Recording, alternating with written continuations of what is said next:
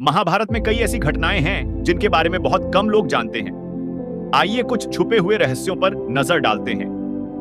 दुर्योधन का असली नाम और उसका रहस्य। दुर्योधन का असली नाम सुगंध था, लेकिन उसकी नकारात्मक छवि के कारण उसे दुष्ट आचरण वाला कहकर दुर्योधन कहा जाने लगा। उसकी बहन दुहुशला का भी नाम कुछ और था, लेकिन परिस्थितियों ने उसे यह नाम दिया।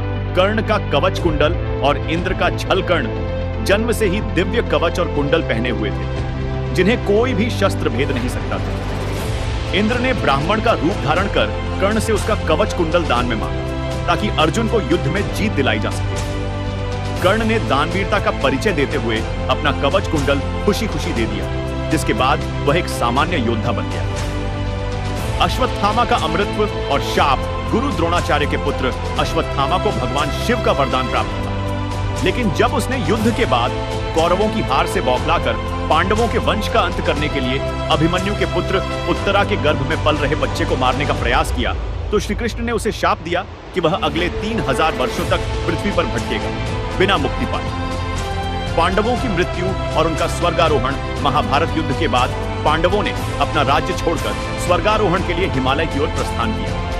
इस यात्रा में एक एक कर सभी पांडव और द्रौपदी गिरकर मृत्यु को प्राप्त हुए, लेकिन युधिष्ठिर जीवित स्वर्ग पहुंचे।